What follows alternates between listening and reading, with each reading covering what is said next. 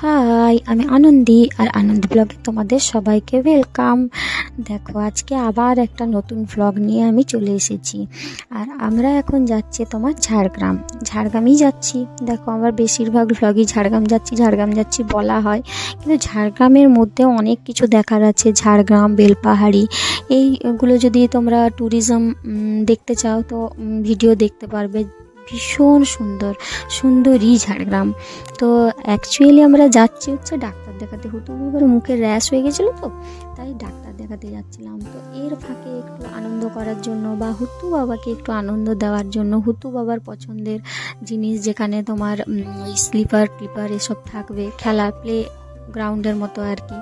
তো এইটাই হচ্ছে ক্রিস গার্ডেনটা, একদম পুরোপুরি মানে বড় মানুষদের জন্যও তৈরি করেছে, ছোট মানুষদের জন্য তৈরি করেছে। ছোট মানুষ অর্থে বাচ্চা মানুষদের। তো এই দেখো, আমরা ক্রিস গার্ডেনে ঢুকে পড়েছি। দেখো ভিউটা একবার দেখো, পুরো চারদিকটা সবুজ আর আকাশটা একদম মানে রোদ ঝলমল আকাশ। এখন কিন্তু শীতকাল, তবুও মানে একদম রোদ হয়ে রয়েছে। তো এই রোদের জন্যেই ভালো দেখাচ্ছে, দেখতে সবুজে গ্রিনারি দেখাচ্ছে। এই ফুলগুলো যে তখন ফুটেনি, কি দারুণ ফুলগুলো দেখছো? আরে বাবা, হয়তো বাবা কই, তুমি কোথায়? কেন তোমার সঙ্গে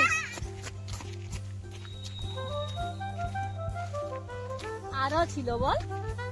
যখন প্রথম খুলেছিল তখন এগুলো এত ফুল ছিল, গায়ে একদম লেগে যাচ্ছিল, জানিস তো?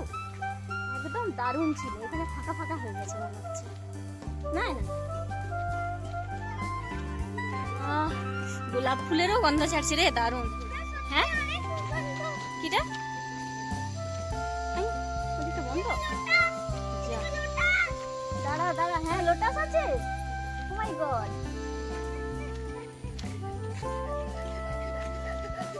এই মা, এদিকটা বন্ধ।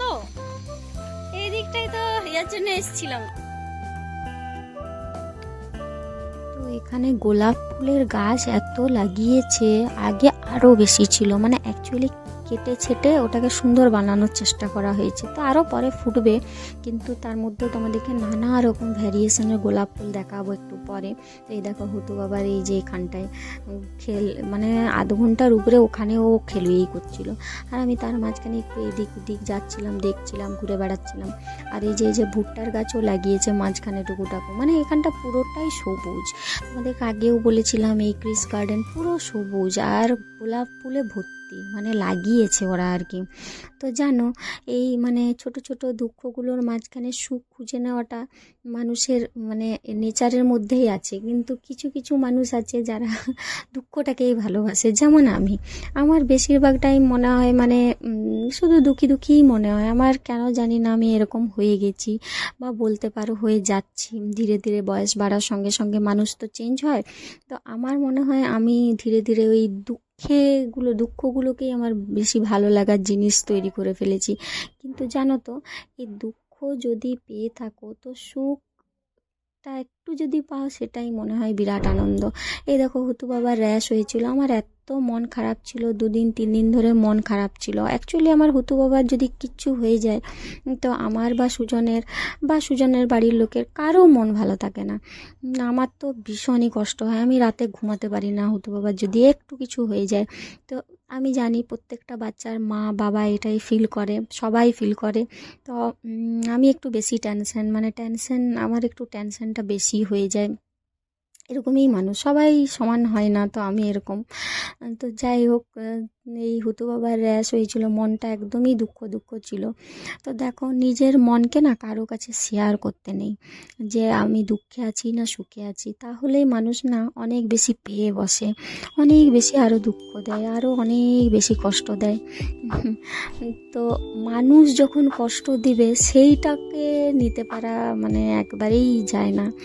নিজে যে কষ্টটা পাবে সেটা বরংকে 2-1 দিন পরে হয়ে যায়, কিন্তু মানুষ যখন তোমাকে কষ্ট দেবে, সেই কষ্টগুলো ঝট করে নেওয়া যায় না, ভোলাও যায় না। তো মানুষ কষ্ট দেওয়ার আগেই নিজেকে যদি স্ট্রং বানিয়ে নিতে পারো, মানুষ আর কষ্ট দিতে আসতে পারবে না। তো আমি এখন ধীরে ধীরে সেই পথেই হাঁটছি। মানুষের কষ্ট আমি আর নিতে চাই না, কেউই চায় না, আমিও চাই না। তো নিজেকে ভালোবাসো, বিরাট ভালো থাকবে। লাইফে বিরাট ভালো থাকবে, ভীষণই ভালো থাকবে।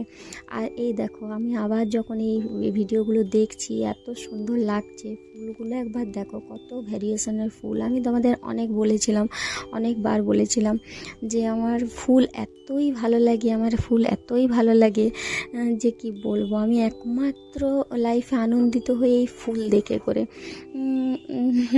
ছোটোবেলার থেকেই আমার এটাই একটা নেশা ছিল যে ফুল, আমি যেখানে ফুল দেখতাম আমি ওখানে অনেকক্ষণ বুঝতাম। আমি কিন্তু ফুল ছিঁড়ি না, আমি কখনও গাছের থেকে ফুল ছিঁড়ি না, আর কাউকে মানে প্রেফারও করি না যে সে ফুল ছিঁড়ে করে আমাকে করুক, দেখ বা কাউকে দেখ। এই দেখো এই ফুলটা দেখো, এই ফুলটা হচ্ছে পুরো যেমন সেই ফুলদানিতে প্লাস্টিকের ফুলগুলো হয় না, প্লাস্টিকের ফুলের মতো দেখতে, এত ভ্যারিয়েশন ফুল। এগুলো তো আমি বেশি কিছু দেখাতেই পারলাম না।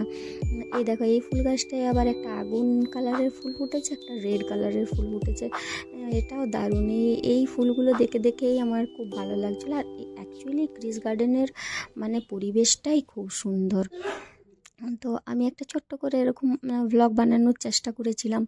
তো তোমাদের যদি আমার ভ্লগ ভালো লাগে, দেখতে ভালো লেগে থাকে, তাহলে লাইক আর সাবস্ক্রাইবটা অবশ্যই করো।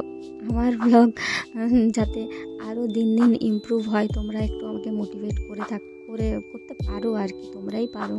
তো আমার ভ্লগ দেখো। তো তারপরে দেখো এই যে এই ফুল দেখতে দেখতে দেখা হলো, তারপরে আমরা কিন্তু আরও এই পাশেও আছি, মানে পুরো এই যে মানে ক্রিস গার্ডেনটা না পুরোটাই এরা চেষ্টা করেছে যে মানে কোনো দিক দিয়ে যাতে না চোখ এড়িয়ে যায়, প্রত্যেকটা দিকে একটা আলাদা আলাদা সৌন্দর্য, প্রত্যেকটা দিকে। এই দেখো এরা ঝাউ গাছ লাগিয়েছে, এখানটাও যেমন একটা আলাদা সৌন্দর্য আছে আমাদের জীবনের মতো। আমাদের জীবনের যেমন এক সাইডটা দুঃখ, আরেক সাইডটা কিন্তু সুখও আছে। তোমাদেরকে বেছে নিতে হবে যে দুঃখটাকে চয়েস করবে না সুখটা। এই যে বললাম আমি একটু এখন মানে বেশিরভাগ টাইম আমার একটু দুঃখী নিজেকে রেখেছি না, হয়ে গেছি বয়সের কারণে। আগে কিন্তু আমার মানুষজনের কথাবার্তা আমি এত কেয়ারই করতাম না। হ্যাঁ, একটা জিনিস অবশ্যই আমি যদি আমার ইয়েতে শিক্ষা পেয়েছি, ignorance is the important rule of the life. কেন বলো তো? ইগনোর যদি তোমার রুলের মধ্যে ইগনোরেন্স রাখতে পারো তোমার লাইফে, তোমার রুল, তোমার জীবন, সেখানে তুমি যদি ইগনোর করাটা শিখে যাও না, তাহলে দুঃখটা অনেকটা দূরে চলে যাবে। সুখ হলে যেমন তুমি কিতনা বড়া বড়া লেবু লাইফে সুখ আর এই সুখ আর দুঃখের মাঝখানে কি আছে বলো তো? সুখ আর দুঃখের মাঝখানে এগুলো আরো বড় বড় হয়, ঝুলে থাকে না না এই জীবন। আমার বাবা বলতো সুখ ক্ষণস্থায়ী, দুঃখ বা কখন। জানো তো, সুখ কিছুক্ষণের জন্য, দুঃখ কিন্তু অনেক জন্য। তো দুঃখটাকে যে ভালোবাসবে তার জীবনে একটু দেরি করেই সুখটা আসবে। সুখ খোঁজার চেষ্টা করতে হবে না, দুঃখটাকে যে দেবে, যারা দেবে, বা ও মাই গড, এইখানটাতেই ঘুরে বেড়াচ্ছে, এইখানটাই মনে হয় খাবার দেওয়া হয় না, পারলেই তোমার লাইফে সুখ আসবে। আমি অনেক কিছু বলছি, এগুলো কিন্তু আমার জীবনের, আমার এক্সপিরিয়েন্সের কথা বলছি।